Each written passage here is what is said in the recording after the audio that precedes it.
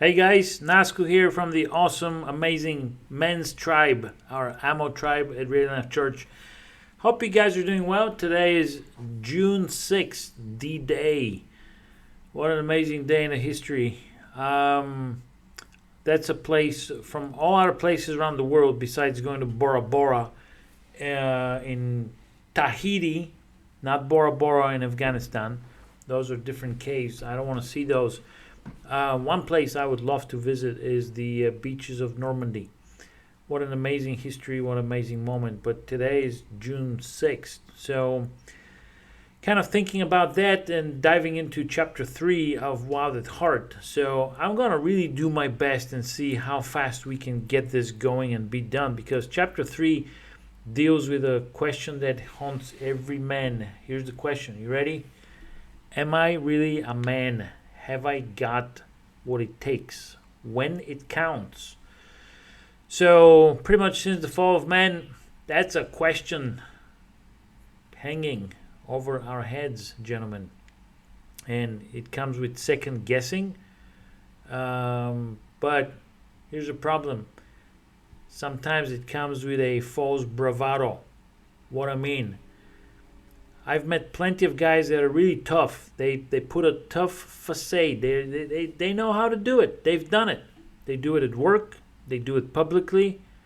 And then years later you find out that there's too much alcohol involved, or they were abusive to their spouses. They were emotionally abusive to their kids at home, or all kinds of combinations of bad stuff happening. So it's a cool chapter. Again, I keep encouraging you. I know you guys don't read much, but hey, come on. That's a book worth reading. So,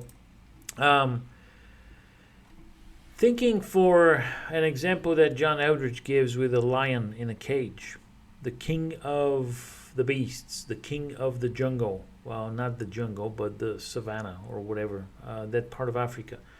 And you look at a lion that's in the Kansas City Zoo, which I still yet to go visit, but it's a different animal. It just lives in a cage, totally different. And so a lion that lives in a cage is no longer even believes that it's a lion. And guess what? Same thing happens with a lot of men. After a few years of being caged, of 9 to 5, the old conundrum, everything day in, day out, 9 to 5, 5 days a week, take a vacation once a year, go visit relatives once a year, just the same old. So easy to make us into caged animals. So here's a question that comes up in discussions, and that's why I miss those. This whole study, guys, is designed for a live in-person discussion. So I'm going to need to bribe your wives and kids and find a creative way of get you to church in the fall. And I'm willing to go through the pains of finding the best time that fits everybody. Oh my goodness, is there such a thing? No, there isn't. So I'm not going to chase a wet dream over here. Oops, pardon my language, wrong language. I'm not going to chase my tail over coming up with something that again is not going to work. But this was designed for a live in-person conversation. So let me pose and post this question about posing. Yes, posing. I've known quite a few workaholics over the years. I've worked for a few of them over the years. They're not fun at all. Because on top of being workaholics, combine that other traits, leadership traits, personality traits, all that fun jazz with somebody that's narcissistic. They know the best. They have the best answers. Do as you're told, or else. All that combination of toxic environments, and not fun. But here's the bottom issue that I can go back and I can see plenty of signs with these guys. Not only they were workaholics, they were posers. They were afraid that somebody's going to find out that they actually had serious emotional self-confidence, self-respect issues. They did. They were hiding behind work, and work was giving them the meaning, the satisfaction, the fulfillment, whatever they were not getting otherwise from the one and only true source of satisfaction, and that is a true, authentic relationship with the Lord, with Father God, with my Creator. So, question about posing. That's pretty interesting because I'm also starting to notice, again, I'm not reading too much into it, but when I see a dwindling down attendance for our one and only thing that we do as a men's tribe, once a month, and if this is starting to be too much, that's fine. You guys go do whatever you want. I don't care. Well, I do, but I'm not going to stop the rest of my life to make other changes just because you're not coming to the one meeting once a month. It's once a month, guys. But when I start noticing dwindling down attendance for our one and only men's breakfast once a month, I'm going to start asking you guys. I'm going to ask Pastor Nick for time on Sunday morning when pretty much most all of you come at least once a month. But maybe I'm going to ask him to let me do that twice a month so I can catch more of you that missed the previous Sunday. So I am ready to start asking some hard questions. I'm not just satisfied about, let's come eat bacon and eggs. You guys can eat bacon at your own homes and probably cook better. You can't have better coffee than the coffee that Randy makes or the scrambled eggs that Rick Corden makes. So you still need to come to breakfast. But I'm starting to feel and wonder whether it's your power tools, but you don't know how to use, or maybe your motorcycle that you just bought with leather and all the accessories, or maybe that you talk like a mechanic, or when you brag about your kids' sports events, or something else. Is this all posing? Are these all to impress somebody? I mean, if it's all genuine and you have a genuine interest in whatever you're doing as a hobby, I love it. Come on, share it with others. We need to hear about that. And maybe we're going to make July Share Your Hobby. Bring your tools, bring your stuff, and we just have fun with it. Except we got to blow up something, so maybe church is not the best place. And we come on Sundays and we put, hey, how are you, brother? Oh, I'm doing good. Hey, we give a fist bump. Hey, give you a hug. And I try to give you a hug so you don't feel certain equipment that's on my belt and all that fun jazz. But we're like, hey, everything's good, everything's peachy. Really? Okay, if it is, I'm happy for you. I'm so thankful that you've achieved it, that you're riding the waves. The sun has shone on your street. Awesome. And where do the rest of us losers go? Come on, let's be honest. If it's all peachy and roses, where do I go and talk to somebody that I really need somebody to hear me? Who do I talk to? And by the way, if you have nobody to talk to about some of your deepest secrets, you're walking in a minefield. And sooner or later, no matter how masterfully you've been able to avoid stepping on the mine, you've avoided it years because you've mastered it. You've become a master in concealment. You've become master in posing. Sooner or later, you're going to make a wrong step. And that affair or that bottle or that website or something else is going to come out. So, where are we?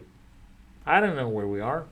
I'm on chapter 3 of Wild at Heart because I want to live an authentic life, not alone. I need to live it with other guys like you so that we can tackle things that we cannot tackle by ourselves when we're by ourselves, or we're trying to tackle battles alone when we're not designed to fight alone or stand alone in a battle. And chapter 3, John Eldredge has a pretty excellent point. Where was Adam when Eve took a bite from that forbidden tree? No, it was not an apple. We don't know what it was. Maybe it was an avocado. Maybe it was a mango fruit. Maybe it was passion fruit. Oh, it was a passion fruit. We don't know. But when Eve took a bite from that tree, Guess where was Adam? He was right next to her. Yeah. Go back and read it. Go back to the beginning of Genesis chapter 3. Read it for yourselves. He was right there, right next to her. So, want to give you these two excerpts from Donald Miller's book, Searching for God Knows What, that really kind of gives you the domino effect of Adam and Eve's decision making. So here's the quote. But when that relationship was broken, they knew it instantly. All of their glory, the glory that came from God, was gone. It wouldn't be unlike being in love and having somebody love you, then all of a sudden that person is gone, like a kid lost in the storm. All of the insecurity rises. Listen to this, guys. All of the insecurity rises when you realize you're alone. No insecurity was left when the person who loved you was around, but in his absence, it instantly comes to the surface. In this way, Adam and Eve were naked and were not ashamed when God was around. But the second the relationship was broken, they realized it and were ashamed. And that is just the beginning. If man was wired so that something outside himself told him who he was, and if God's presence was giving him a feeling of fulfillment, then when that relationship was broken, man would be pinning for other people to tell them that he was good, right, okay with the world, and eternally secure. And the author says, as I wrote earlier, we all compare ourselves to others, and none of our emotions, like jealousy and envy and lust, could exist unless man was wired so that somebody else told him who he was and that somebody else was gone.